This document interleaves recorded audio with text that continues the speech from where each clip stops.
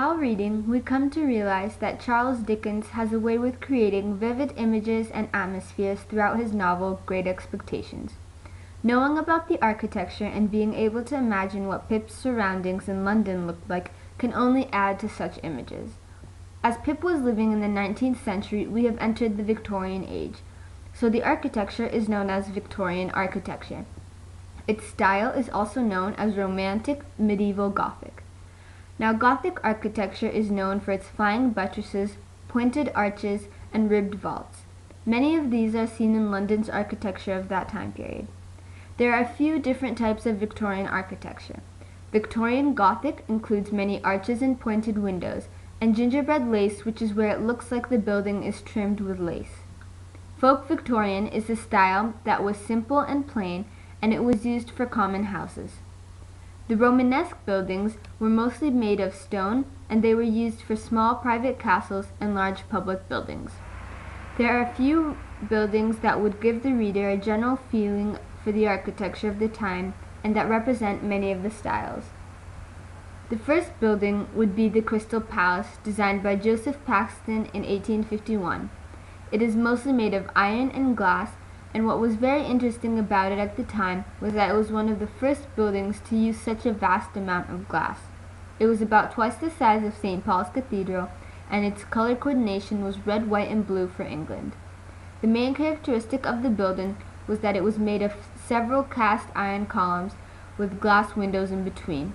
It was originally built in Hyde Park, later moved to Sydenham, and due to several fires and bombings, it was not able to be rebuilt.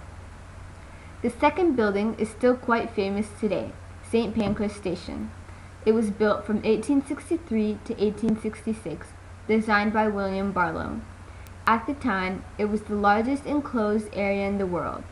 It has many pointed arches and arches in general. It gives a triangular feeling and includes pointed towers and religious connections. This is very much a Victorian Gothic building. The red brick facade became part of the Midland Great Hotel in 1865, which also has a very similar style. Another characteristic is the clock tower, which became a trend in London, and it looks like a miniature version of the Big Ben. The Big Ben was built in 1859, and it is the tallest clock tower in the world. One can see the Victorian architecture in the arches and ridges in the clock tower. The third building would be the Natural History Museum. It was built in 1881, and it represents the Romanesque and Victorian Gothic style in London. Once again, this is another building that is mostly made of stone, and you can see all the pointed arches and windows, the several triangles used, as well as the little towers.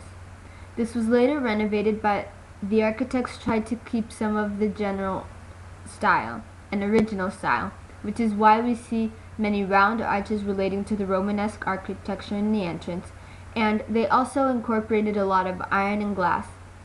Another thing to point out would be its grand arches with ceiling patterns.